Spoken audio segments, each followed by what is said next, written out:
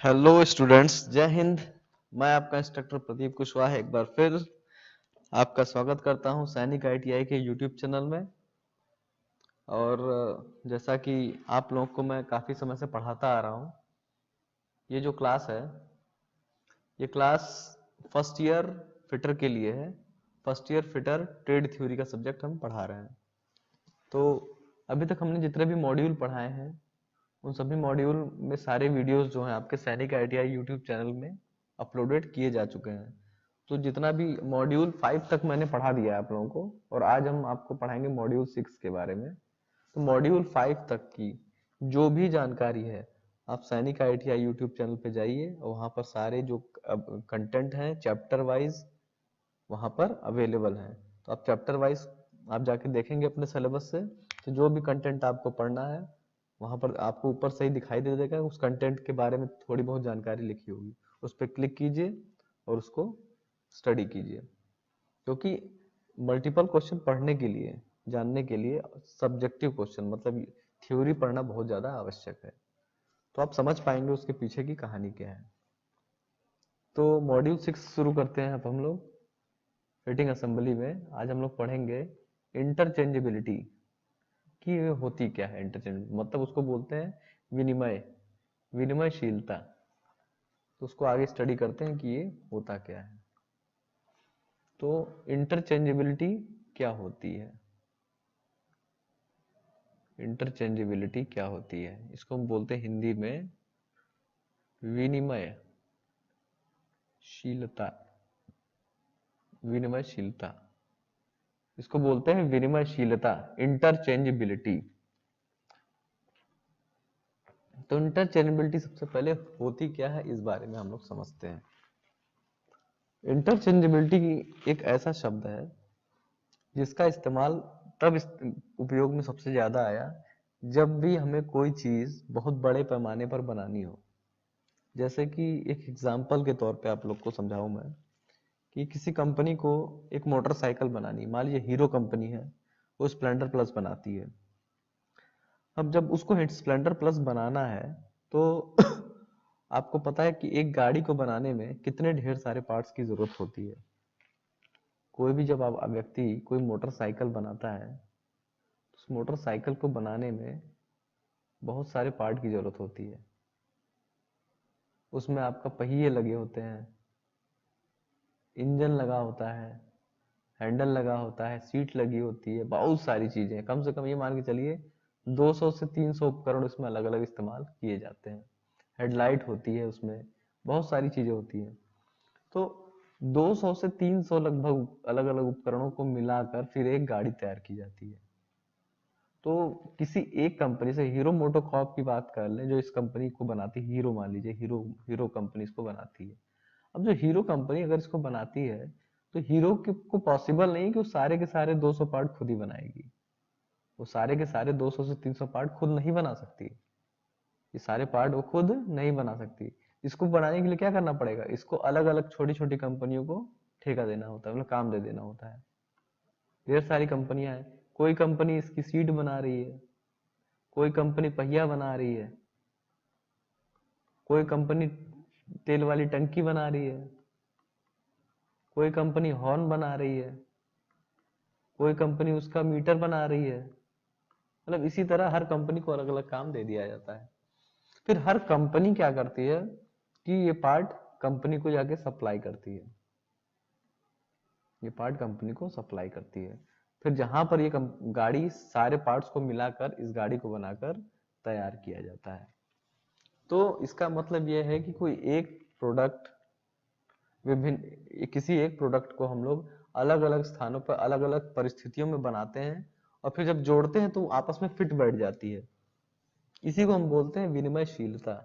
मान लीजिए इस गाड़ी में फ्यूल टैंक लगा हुआ है, ठीक है। इस फ्यूल टैंक में कोई प्रॉब्लम आ गई और इसे बदलना पड़ा, तो फिर यहीं से दूसरा फ्यूल टैंक आएगा और इस पे सेट हो जाएगा। अगर इस पे सेट नहीं होता तो इसको हम बोलते हैं इंटरचेंजेबिलिटी नहीं है। इसी को कहते हैं इंटरचेंजेबिलिटी।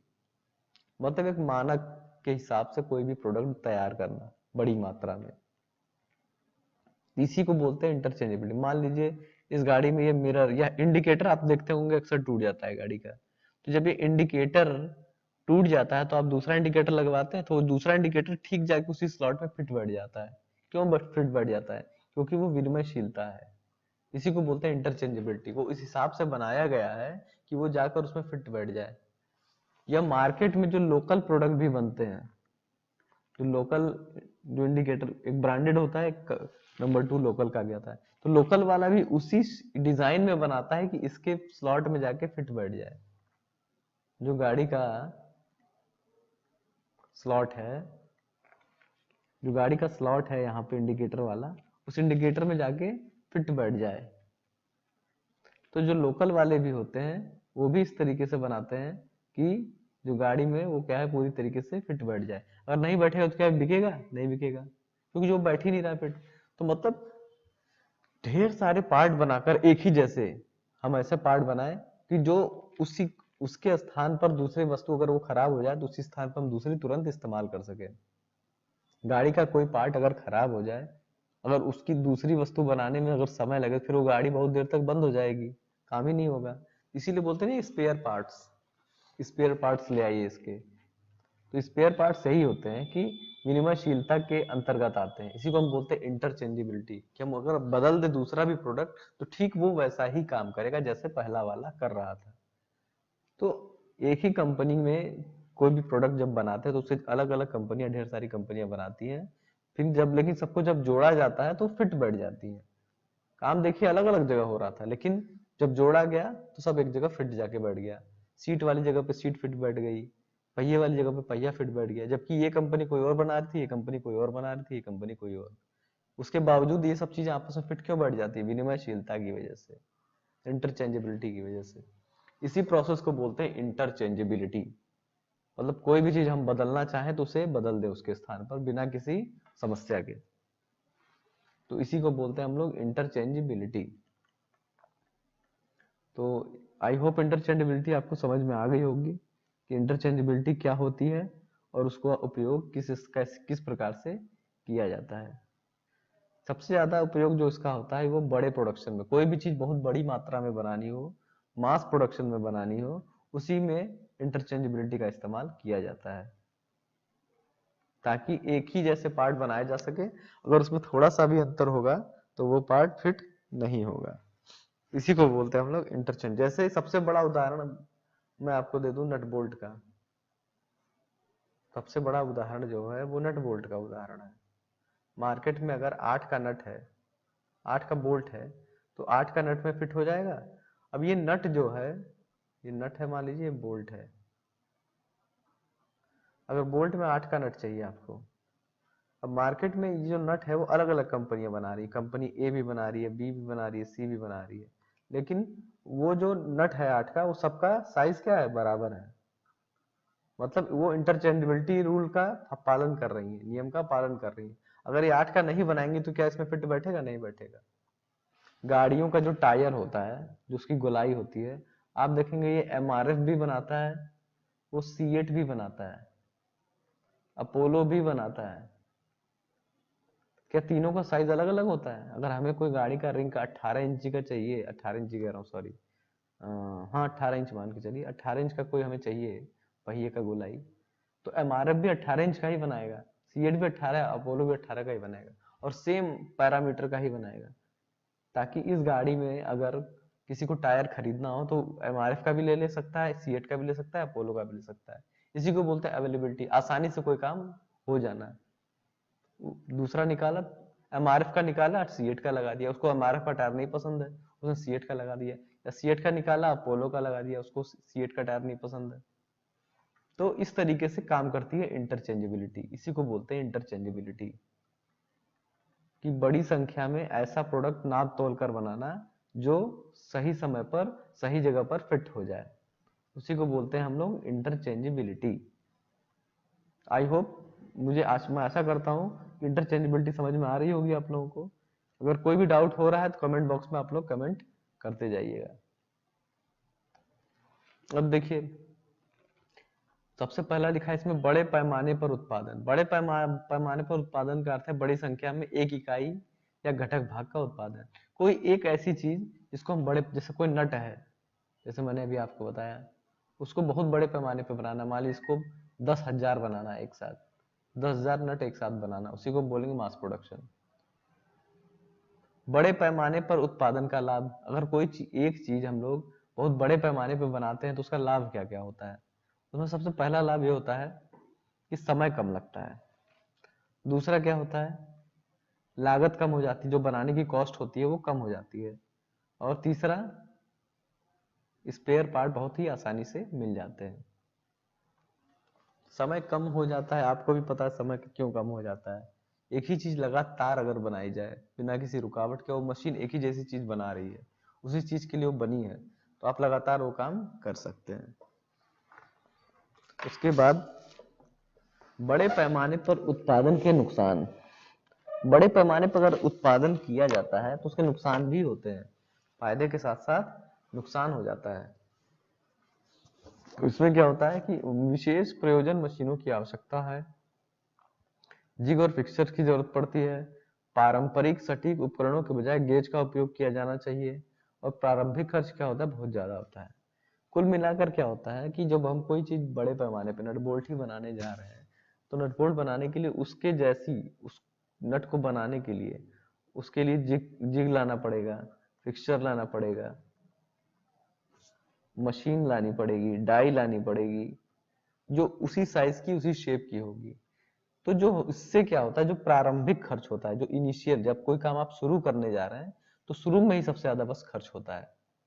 उत्पादन के शुरुआत में सबसे ज्यादा सारा सेटअप करने में जो खर्च आता है, मशीनें, जिग, फिक्सचर, सब कुछ सेट करने में, ऑपरेटर को ट्रेनिंग देने में, तो ये सब चीजें क्या होती हैं, स्टार्टिंग में बहुत ज्यादा नुकसान करती हैं। और इसका सबसे बड़ा नुकसान एक और है मास प्रोडक्शन का।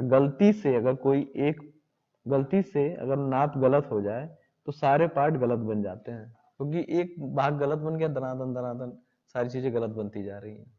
तो अगर बड़े पैमाने पे आपको प्रोडक्शन करना है तो आपको हमेशा बीच बीच में चेक करते रहना चाहिए कि हमारा पार्ट सही बन रहा है कि नहीं बन रहा है। अदरवाइज एक गलत हुआ तो सभी गलत हो जाएंगे आपके, क्योंकि वो एक ही जैसा पार्ट, एक ही जैसा डिट्टो बनाता है। अब इसके बाद लिखा चयनात्मक विधानसभा, इसको गलत बोल, ये हिंदी शब्द ही गलत है, ये गूगल से ट्रांसलेट हो गया। इसको बोलेंगे आप लोग विधानसभा नहीं, assembly, selective selective assembly. Assembly assembly मतलब क्या होता है, किसी दो तीन चीजों को आपस में जोड़ना, एक या दो या तीन, दो या दो से अधिक चीजों को आपस में जोड़ना असेंबली कहलाता है। तो चयनात्मक विधान असेंबली चयनात्मक असेंबली और गैर चयनात्मक असेंबली के बीच अंतर को दर्शाते हैं। देखा जाएगा कि प्रत्येक नट केवल एक बोल्ट फिट बैठता है, जैसे कि फिगर नंबर 1 में देखिए, जिसको हम लोग बोलते हैं सेलेक्टिव असेंबली। सेलेक्टिव असेंबली का मतलब क्या है कि एक ऐसा नट हमने डिजाइन, जैसे एक हमने कोई ऐसा होल तैयार किया जिसमें हमें नट बैठाना है, यहाँ पे नट बोल्ट फिट करना है, नट बोल्ट को हमें फिट करना है, और इस होल का साइज हमने रख दिया 11.79 mm। अब मार्केट में क्या होता है, 11.79 का तो नट बोल्ट आता ही नहीं आता है, बनता ही नहीं है। तो आप क्या करेंगे, स्पेशली इसके लिए मशीन लगाकर स्पेशली 11.79 की एक स्पेशल नट और बोल्ट को आप बनाएंगे। तो इसमें क्या होता है कि इसका जो बोल्ट होगा वो भी 11.79 डाई के हिसाब से बनेगा, और ये भी इसके हिसाब से बनेगा।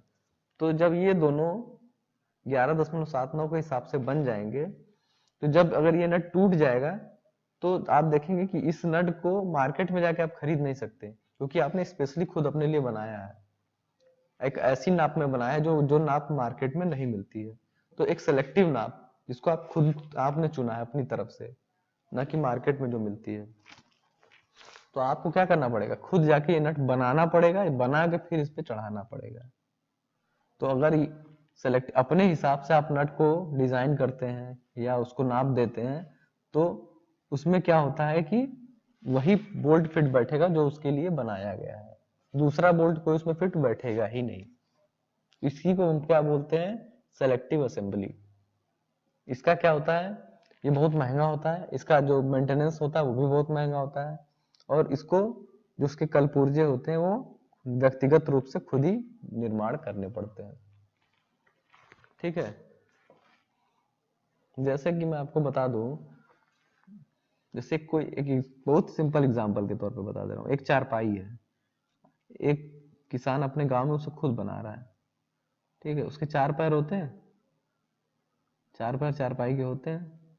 तो आपने चारपाई में देखा होगा जो लकड़ी होती है, उस लकड़ी के लिए यहाँ देखेंगे इसके पैर में एक होल यहाँ होता है, एक होल यहाँ होता है, 2 होल बने होते हैं जो एक्स और वाई में उसके अंदर लगाए जाते हैं। तो इसमें क्या होता है कि जो ये लकड़ी है, वो लकड़ी की जो चौड़ाई होती है वो चौड़ाई फिक्स नहीं होती, वो अपने हिसाब से इसको डिजाइन करके इसमें घुसेड़ देता है, इसमें घुसेड़ देता है। तो जितना भी उसको चाहिए होता है वो छील कर उसे कुल्हाड़ी से उसको बराबर करके इसके अंदर घुसा देता है। लेकिन अगर ये लकड़ी के पैर टूट जाए और मार्केट में खरीदने जाए तो स्टैंडर्ड साइज का मिलेगा, ऐसा थोड़ी नहीं मिलेगा जो इसने होल बनाया था उसी साइज का मिल जाएगा। तो उसको क्या करना पड़ेगा, फिर से बाजार से लकड़ी स्पेशल लानी पड़ेगी, उसमें नाप के होल करना पड़ेगा और उसे बनाना पड़ेगा। तो स्पेशली अलग से इसके लिए काम करना पड़ेगा, क्योंकि मार्केट में बना बनाया वैसा अवेलेबल नहीं होता है। इसीलिए हैंडीक्राफ्ट चीजों का जो होता है वो महंगा होता है काम, जो आप लोग खुद अपने घर पे निर्माण करते हैं बिना किसी साइज के, अपने हिसाब से सेलेक्टिव तरीके से, उसी को बोलते हैं सेलेक्टिव असेंबली। और दूसरा होता है गैर चयनात्मक, दूसरा होता है गैर चयनात्मक असेंबली, गैर चयनात्मक असेंबली। अब इसमें क्या होता है कि कोई भी नट समान आकार के होते हैं, जैसे मैंने आपको बताया M8, M10, M12 साइज के जो नट होते हैं वो मार्केट में मिलते हैं। तो आपने M10 का अगर लगाया है किसी जगह पर और आपका नट जो है टूट गया या खो गया, तो आप मार्केट जाएंगे और M10 का खरीद कर ले आएंगे और फिर से इसमें यहाँ पर नट पे लगा देंगे। तो यही फर्क होता है। इसमें क्या हुआ, ये विनिमयशीलता, इसी को बोलते हैं इंटरचेंजेबिलिटी। अगर M10 का नट नहीं बन रहा होता तो आपको M10 का नट बनाकर इसमें लगाना पड़ता, लेकिन ये ऑलरेडी बनता है, आपको पता है, और इसी वजह से आपने इस नट का इस्तेमाल यहाँ पे किया था कि फ्यूचर में अगर कुछ दिक्कत आएगी तो इसका पार्ट आपस में मिल जाएगा। जैसे कि आप मार्केट में गाड़ी खरीदने जाते हैं तो आप वही गाड़ी खरीदते हैं जो जिसकी सर्विसिंग आपको मिलती है। अब ऐसी गाड़ी आप खरीद लो जिसकी सर्विसिंग आपके क्षेत्र में, मान लीजिए आप गाजीपुर जिले में रहते हैं और गाजीपुर से आपने एक ऐसी कार खरीद ली जिस कार का सर्विस सेंटर वहां है ही नहीं, तो इन केस वो गाड़ी बिगड़ जाएगी तो आप कहाँ बनवाने जाएंगे, तो आप गाड़ी को लाद के तो लेके जाएंगे नहीं। तो ये समस्या होती है। अगर उसी क्षेत्र में है तो उसी क्षेत्र में आसानी से आप ले जाके उसको रिपेयर करा सकते हैं, अगर वो गाड़ी उस क्षेत्र में बिकती है तो। और ऑलरेडी उसके प्राइवेट जो कारीगर होते हैं वो भी मिल जाते हैं आसानी से। जैसे आप मारुति की गाड़ी खरीदेंगे तो मारुति के कारीगर अब लगभग आपको हर दुकान पे मिल जाएंगे, लेकिन यही आप स्कोडा, फॉक्सवैगन, इसकी गाड़ियां खरीद लेंगे तो इसके कारीगर हर जगह आपको नहीं मिलेंगे। इसके लिए स्पेशली आपको वाराणसी जाना पड़ेगा या किसी बड़े शहर जाना पड़ेगा, यही प्रॉब्लम होती है। इसीलिए हमेशा ऐसी प्रोडक्ट का इस्तेमाल करना चाहिए जिसका सर्विस और जिसका स्पेयर पार्ट मार्केट में अवेलेबल हो। कोई भी ऐसा सामान ना खरीद लें जिसका स्पेयर पार्ट मार्केट में मिलता ही ना हो। एक एग्जांपल और है, लोग कई कई बार देखा होगा, लोग विदेशों से मोबाइल खरीद के ले आते हैं, उनके रिश्तेदार विदेशों से मोबाइल बना उठा कर ले आते हैं जो वहां पर बिक रहा होता है, वो ब्रांड इंडिया में नहीं बिक रहा है, XYZ कोई भी ब्रांड है मोबाइल का। अब ये मोबाइल इंडिया में ले आया और यहाँ पर आकर खराब हो गया। इस मोबाइल को कोई भी कारीगर नहीं बना सकता, ना उसका स्पेयर पार्ट है, ना उसको टेक्निक पता है कि इस टाइप की मोबाइल को सही कैसे किया जाता है। तो क्या फायदा, कोई फायदा नहीं, वो लाखों का भी मोबाइल हो तो किसी काम का नहीं। तो इसी वजह से ऐसे ही प्रोडक्ट इस्तेमाल करें जिसकी सर्विसिंग और जिसका स्पेयर पार्ट आपके मार्केट में उपलब्ध हो। इसके बाद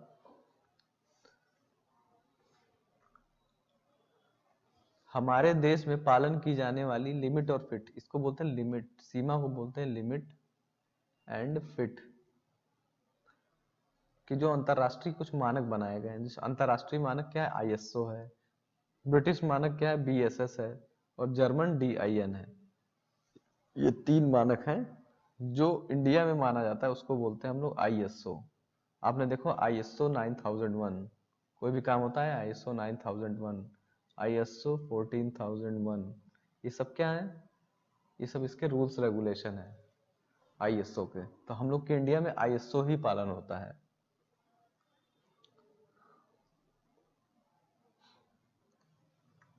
इसी क्रम में अगला टॉपिक है आपका लिमिट एंड फिट्स। तो लिमिट और फिट क्या होती है? लिमिट और फिट दोनों अलग अलग चीजें हैं, ये क्या होती हैं? सबसे पहले क्या पढ़ते हैं, वास्तविक आकार, एक्चुअल शेप, एक्चुअल माप क्या होती है?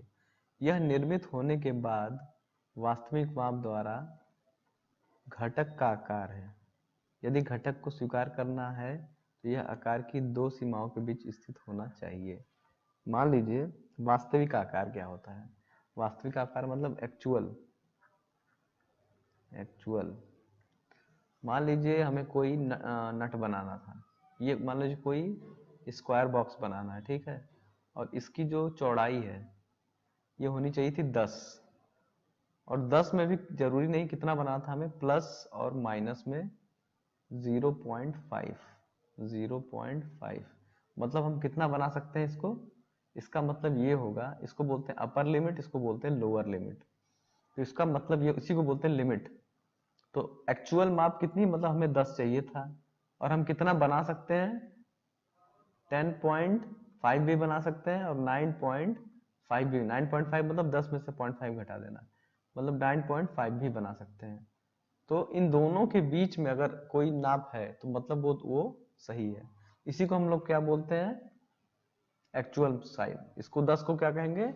एक्चुअल माप, एक्चुअल मेजरमेंट जो होता है, एक्चुअल आकार जो इसका होगा। और लिमिट क्या होती है? लिमिट मतलब हमें किस लेवल तक इसको बनाना है। अभी जैसे मैंने आपको बताया 10 है तो 0.5 प्लस में और 0.5 माइनस में, ये क्या हो गई? इसकी लिमिट हो गई। मतलब हमें इसी लिमिट के अंदर बनाना है, लिमिट बना दी गई कोई चीज। यहाँ 10 लिख दिया गया, 0.5 और 0.5 माइनस और प्लस। तो जो भी प्रोडक्ट हम बनाएंगे वो इसी के अंदर बनाएंगे, क्योंकि एकदम से बराबर 10 नहीं बनता है, ऊपर नीचे कुछ ना कुछ होता रहता है, तो कुछ कभी ऊपर कभी नीचे चलता रहेगा। तो अपना जो प्रोडक्ट होगा वो हमेशा अपर लिमिट, इसी को बोलते हैं हम लोग लिमिट। इसको क्या बोलते हैं हम लोग? लिमिट। समझ में आ गई लिमिट क्या चीज होती है? इसी को हम लोग बोलते हैं लिमिट। मतलब इस लिमिट के अंदर ही हमें इसको बनाना है, इस प्रोडक्ट को इस लिमिट के अंदर ही बनाना है। ना 10, 10.5 से ऊपर होना चाहिए, ना 9.5 से कम होना चाहिए। इसी को हम बोलते हैं लिमिट। और इसके बाद, लिमिट के बाद एक होता है टॉलरेंस। आप जब कहीं काम करने जाएंगे तो पूछा जाता है इसकी टॉलरेंस कितनी है। टॉलरेंस क्या होता है? जैसे कि 2 लिमिट के बीच का जो अंतर होता है, जैसे इसकी नाप आ गई 10, 0.5 प्लस में और 0.5 माइनस में लिमिट में बनाना है, तो टॉलरेंस कितनी हो जाएगी? टॉलरेंस हो जाएगी, मान लीजिए 10 में प्लस 0.5 जोड़ेंगे अगर तो क्या होगा? 10.5, और इसको घटा देंगे अगर 10 में से तो कितना होगा? 9.5। तो 10.5 में से 9.5 घटाएंगे तो कितना आएगा? 0.1, तो इसको हो जाएगा 1 mm। तो इसकी टॉलरेंस कितनी होगी? टॉलरेंस हो जाएगी 1 mm कि मैक्सिमम 1 mm के बीच में। मैक्सिमम जैसे कि अगर हम 10 ये बना रहे हैं, यहाँ पर 10 है, यहाँ 0.5, यहाँ पे 0.5, प्लस में ये माइनस में है, तो ये जो डिस्टेंस है यहाँ से लेके यहाँ तक, इसी को बोलते हैं हम लोग क्या? टॉलरेंस। इसको क्या बोलते हैं? टॉलरेंस। ओके, समझ में आ गया आप लोग को टॉलरेंस क्या होता है? इसके बाद, टॉलरेंस के बाद होता है एक टर्म होता है फिट। फिट क्या होता है? तो फिट भी देखिए अलग अलग चीज टाइप की चीज होती है, फिट में भी कई प्रकार होते हैं। तो किसी भी शाफ्ट को किसी भी होल में फिट करना फिट कहलाता है। जैसे इस चित्र में भी आप देखिए कि एक शाफ्ट है, इस चित्र में देखिए, इस चित्र में ये जो शाफ्ट है इस होल के अंदर फिट बैठ रही है। मतलब कि एक ऐसी गोल शाफ्ट है, मतलब होल है ये, इस होल के अंदर किसी शाफ्ट को डालना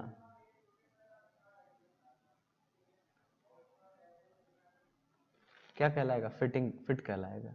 इसी को बोलते हैं फिट, फिट करना, इसी को बोलते हैं हम लोग फिट। और फिट भी कई प्रकार का अलग अलग होता है। अब जैसे फिट किस प्रकार कैसे कैसे होता है, फिट में भी 3 प्रकार अलग अलग के होते हैं। जैसे आपको बता दूं, विचलन में क्या होता है कि इसको बोलते हैं अंग्रेजी में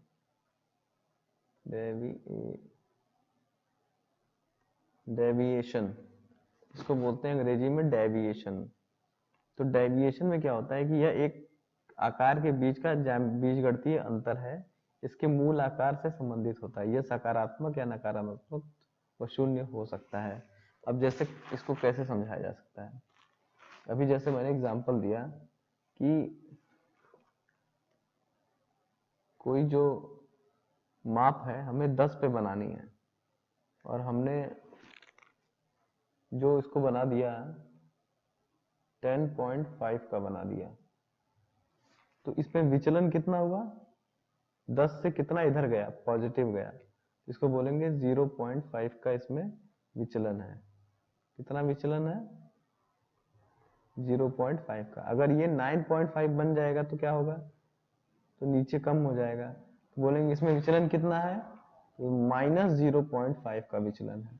तो विचलन हमें पता चल जाएगा कि जो प्रोसेस है किधर की तरफ भाग रहा है तो लिमिट में, लेकिन किस तरफ बन रहा है? इधर बन रहा है। एक्चुअल विचलन जो हो रहा है उसमें कितना हो रहा है?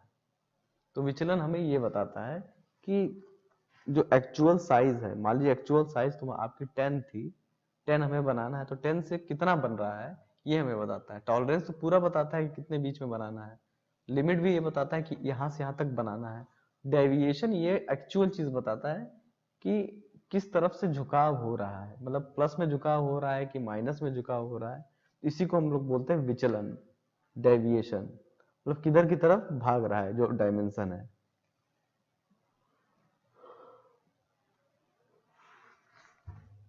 तो जैसे कि इसमें देखिए सीरियल नंबर 1 में कंपोनेंट का साइज कितना था? 20 था। ऊपरी विचलन कितना हुआ? नीचे नीचे जो एक्चुअल में बन रहा है नीचे की तरफ विचलन कितना हो रहा है? विचलन मतलब वो कितना भाग रहा है। तो अपर डेविएशन 0.008 और लोअर डेविएशन 0.005 हो जाएगी। तो मैक्सिमम साइज कितनी हो जाएगी इसकी? मैक्सिमम साइज हो जाएगी आपकी 20 है, तो 20 में 0.008 जोड़ देंगे, और लोअर साइज सबसे कितनी होगी? तो 20 में से 0.005 को घटा देंगे, तो ये आ जाएगी। तो मैक्सिमम और मिनिमम साइज आपकी आ जाएगी। इस प्रकार से आपका डेविएशन निकलता है, मतलब विचलन, कि आपका मुख्य मीन लाइन से जो पदार्थ बन रहा है वो किस तरफ बन रहा है। नाप एक अलग चीज है, और एक्चुअल में आ कितना रहा है वो विचलन से हमें पता चलता है। ठीक है। उसके बाद यहाँ पर इस फिगर नंबर 2 में देखिए, फिगर नंबर 2 में देखेंगे तो आपको दिखाई देगा जैसे कोई हम प्रोडक्ट बना रहे हैं, तो एक होता है जीरो लाइन। जीरो लाइन क्या होती है? तो जैसे मैंने अभी बताया कोई चीज 10 की बनानी है, प्लस में 0.5 माइनस में 0.5, तो जो 10 है उसी को हम बोलेंगे जीरो लाइन। मतलब कोई चीज हमें यहाँ से लेकर यहाँ तक बनानी थी, यहाँ से लेके यहाँ तक बनानी थी, इसको हम लोग क्या कहेंगे? Zero line. ठीक है, इसको क्या बोलेंगे? Zero line. और उसके बाद अब यहाँ से अगर कोई प्रोडक्ट यहाँ तक बन गया, ऊपरी हिस्से तक, इसका मतलब इसमें क्या हो गया? अपर डेविएशन हो गया, ऊपर की तरफ चला गया। लेकिन अगर वो उस एक लाइन से नीचे की तरफ बना तो इन दोनों के बीच का हिस्सा क्या कहलाएगा? यहां से लेके यहां तक इसको बोलेंगे लोअर डेविएशन। लोअर डेविएशन, ठीक है। अपर डेविएशन और लोअर डेविएशन। अब समझते हैं कि फिट क्या होता है। फिट क्या होता है? फिट और क्लासिफिकेशन। फिट और उसके क्लासिफिकेशन, मतलब फिट होता क्या है, उसके प्रकार क्या क्या होते हैं, यही इसमें हमें समझना है। तो देखिए फिट में क्या होता है। फिट में 3 तरीके का फिट होता है, 3 प्रकार होते हैं इसके। पहला होता है आपका क्लियरेंस फिट, ठीक है। पहला होता है क्लियरेंस फिट। दूसरा होता है आपका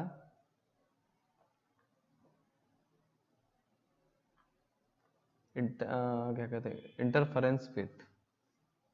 इंटरफेरेंस फिट। और जो तीसरा होता है उसमें क्या होता है, उसको बोलते हैं ट्रांजिशन फिट बोलते हैं। उससे क्या बोलते हैं? Transition fit. तो ये तीनों चीजें होती क्या समझ लेते हैं।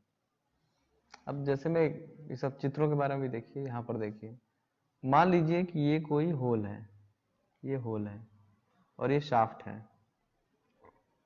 अगर इस शाफ्ट को इस होल के अंदर हम डालते हैं तो इसका साइज अगर बड़ा है और इसका साइज छोटा है तो ये आसानी से अंदर चला जाएगा, तो इसी को हम बोलते हैं क्लियरेंस फिट। तो इन दोनों के बीच में कुछ गैप रखा जाता है आने जाने के लिए। इन दोनों के बीच में जो गैप रखा जाता है आसानी से आने और जाने के लिए, उसी को हम लोग बोलते हैं क्लियरेंस फिट, ठीक है। उसको हम क्या बोलते हैं? Clearance fit. दूसरा क्या होता है कि दूसरा होता है इंटरफेरेंस फिट। अधिकतम निकासी, एक निकासी यह अधिकतम छेद और न्यूनतम शाफ्ट के बीच का अंतर होता है। इसमें क्या होता है कि जो आपकी शाफ्ट होती है, जो शाफ्ट होती है और ये होल होता है, तो ये होल से बड़ा भी हो सकता है और छोटा भी हो सकता है। इसीलिए इसको बोलते हैं हम लोग क्या, इंटरफेरेंस। इसको हम लोग ट्रांजिशन बोलते हैं, सॉरी ट्रांजिशन फिट इसको बोलते हैं, ट्रांजिशन फिट।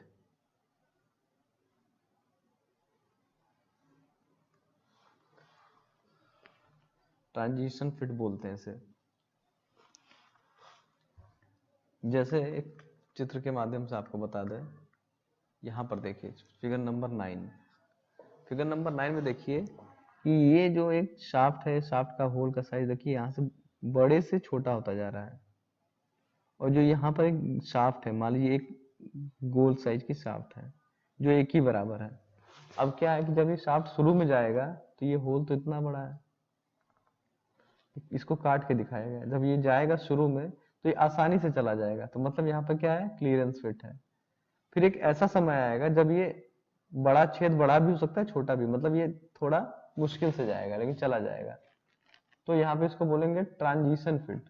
फिर एक ऐसा टाइम आएगा जहां पर शाफ्ट का जो मोटाई है वो ज्यादा हो जाएगा और होल का मोटाई क्या है, छोटा हो जाएगा। तो ऐसी जगहों को बोलते हैं हम लोग इंटरफेरेंस फिट, मतलब होल का साइज छोटा और शाफ्ट का साइज बड़ा।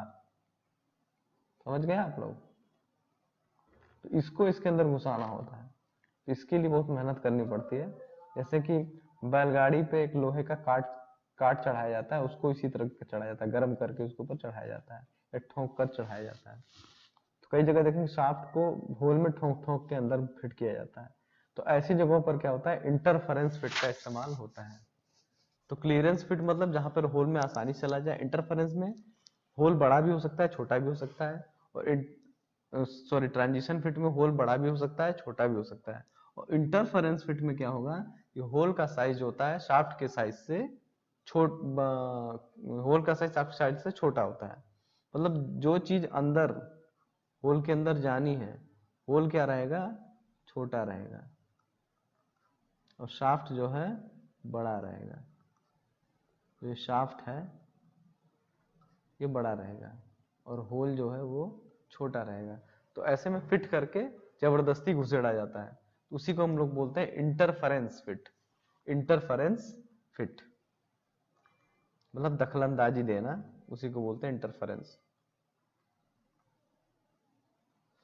जैसे इसमें लिखा भी है आपका दखलंदाजी, इंटरफेरेंस, यह असेंबली से पहले छेद और शाफ्ट के बीच के आकार का अंतर है और यह नकारात्मक है।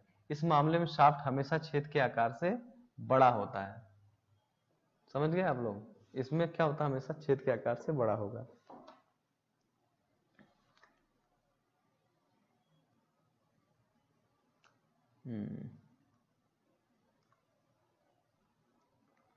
जैसे कि फिगर नंबर 11 में देखिए आप लोग, इंटरफेरेंस फिट का एक एग्जांपल दिया गया है। इंटरफेरेंस फिट में क्या होता है कि जो शाफ्ट होता है वो होल के किसी भी साइड हो सकता है, या तो सेंटर से होके जा रहा हो एकदम बीचों बीच, या फिर ऊपरी हिस्से से टकरा के हो जा रहा हो, या फिर निचले हिस्से से टकरा के जा रहा होता है। इसी को हम लोग बोलते हैं इंटरफेरेंस। वो अलाइनमेंट से कितना इधर और कितना उधर जा रहा है, इसी को हम लोग बोलते हैं इंटरफेरेंस फिट। इंटरफेरेंस फिट इसी को बोलते हैं।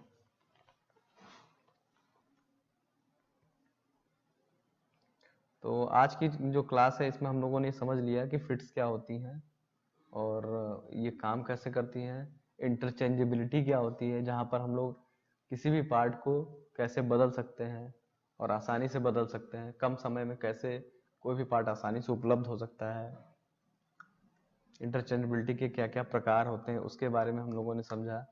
तो जो आज की क्लास है वो यहीं पर हम लोग समाप्त करते हैं। इससे संबंधित जो भी जानकारी आप लोग को सैनिक आईटीआई यूट्यूब चैनल पे दी जाएगी। ये वीडियो क्या है, आपका सैनिक आईटीआई यूट्यूब चैनल पे पूरी तरीके से अपलोडेड है, और इससे पहले की भी अगर कोई आपको जानकारी चाहिए तो वो भी यहाँ पर आपको फ्री में अवेलेबल है। तब तक के लिए तैयारी करें। Good bye.